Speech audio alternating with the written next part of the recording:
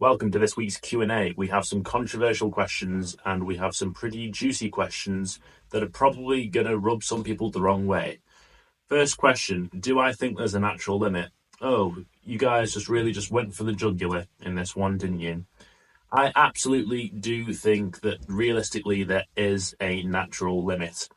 I know that this may take a few of you back, like, whoa, what did he say? There's a noble natty who says there is a natural limit. There absolutely is, just in the same way that there is a steroid limit. Ronnie Coleman on stage was £300, not £350, not £400, not £500. There is a limit for everything that we achieve on this earth within the 80 to 100 years, if you're lucky, that you are here. I should say that most guys hit a lifestyle limit before they hit a natural limit. They have children, they have other key responsibilities. They don't have time to keep up with the demands of more and more training, more and more food, more and more sleep.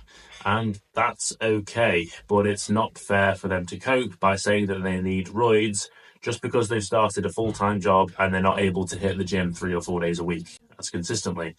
So yes, there is a natural limit. I know that it's cool for the community to say there isn't a limit, but this is often perpetrated by guys who haven't seemed to have made any real progress in the last few years. The guys who I follow, who are quite down to earth and, shall we say, pragmatic when it comes to this topic, have made considerable progress over just the last 3 years. But the other guys who seem to say that there is no natural limit at all seem to have been sandbagging their training. They have these weird dietary practices like low protein diets. Yeah, there is a limit, and I'm not afraid to be called out for saying that. It is, I should say, it is way, way, way higher than what we think. Completely remove the idea of 25 FFMI being the limit from your head. There is some evidence to suggest that 27, 28 FFMI is within reach, which for someone of my height, that's 105 kilograms lean, okay? I know from the rate of progress that I'm making in the gym, session to session, never mind week to week, month to month, that progress is slow, but it's steady. It's always there in some way on every lift. So yeah, I've got a long way to go, and that means that most other people have a long way to go. And to say that there isn't a limit or is a limit, that doesn't mean that you should or shouldn't be training when you hit it anyway. So you should still be going to the gym, and you should still be training hard.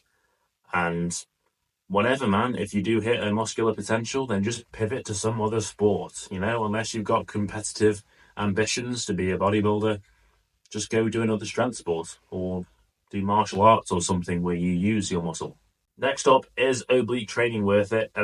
Yeah, it is. Obliques are a vital part of core strength, and I would say aesthetics. This is kind of a topic that comes in and out when it comes to aesthetics and what is considered a nice V-taper or good aesthetics.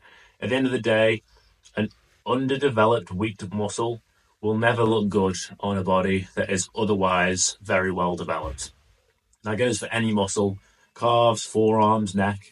I don't care how many of you pencil neck copers tell yourself that having a small neck looks better. It doesn't, okay? Oblique training, I'm not going to make the argument for protection against injury. I think it's pretty overrated for stuff like that. I think that a lot of back protection comes from things like the hips, strengthening the low back itself directly, and strength of the hips, the glutes, the glute medius. Strong obliques add to the visual appeal. They sharpen the V-taper. They don't give you a blocky waist. When you look around the love handle area, it makes you look more cut. It does not make you look fat. To develop this, QL raises, wood choppers maybe, hanging side crunches maybe, but to be honest, the QL raises are going to be the best ones. Don't bother with dumbbell side bends. Do you have any underrated recovery methods? Yes, I have recently experimented with zero caffeine and zero music before my workouts. I quite enjoy house music, hardstyle, metal, things like that before my workouts on the way to the gym. Since just tuning into the radio and allowing myself to give full effort, but kind of go through the motions just a little bit more in the workout instead of having my heart racing to 180 beats per minute. This has overall made me feel calmer pre, during, and post workout. I've noticed that I'm able to wind down and just generally chill out very fast after a workout, which has very positive impacts on parasympathetic nervous system recovery, which is crucial for just generally coming out of fight mode, quote unquote. I would definitely experiment with completely stopping all forms of caffeine for 2 weeks. And I did notice that within my first week, my performance dropped by 1, maybe 2 reps on all exercises. But because I was able to consistently keep training and stop the caffeine, I was just able to match my performance while I was on caffeine the next week. So I'm starting to think that caffeine is kind of overrated for performance, but it does really help your attitude before a workout. It gives you mental drive, physical drive. It doesn't really seem to be there all that much. Adding as much walking as you reasonably can to your lifestyle is a great idea. The final one, which isn't really underrated, it is well talked about and discussed, is minimizing blue light before your sleep. I put all my devices on night light mode 3 hours before going to bed. And if you don't know how to do that, then look up how to do that on your phone, do that on your PC as well. If you can't do that on your TV, just don't watch TV or play video games before bed. That's another one, by the way. Don't watch action-packed movies or play video games before bed. They are highly exciting and stimulating, which will ruin your sleep. When it comes to recovery, it's more about how quickly are you able to relax and rest and sleep more so, as well as things like diet and hydration. That's very important as well. But I've found since making these changes, I have generally felt better. Do I train exclusively in the lengthened position? Not exclusively. I do have strength goals on the weighted pull-up, and I did absolutely rinse lengthened partials on single leg curls, seated single leg curls for quite some time, and I kind of got some tendinitis in the high hamstring area. Since lowering the weight slightly and moving back to a full range of motion, I was able to get that squeeze at the bottom, which not only helped blood flow to the area during the actual set itself, but because I was using less weight, the tendinitis quickly cleared up.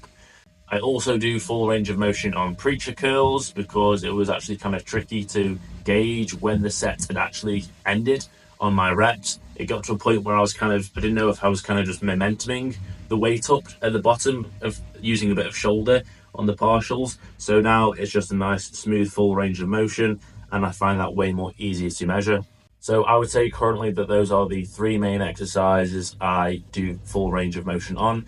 And in your case of training, lengthened partials may possibly have an advantage over full range of motion, but if there is an advantage, it isn't significant, and it does not outweigh any issues that you may associate with struggling to measure your rep speed or your standardized range of motion, or if it inhibits progressive overload. So it is a case-by-case basis.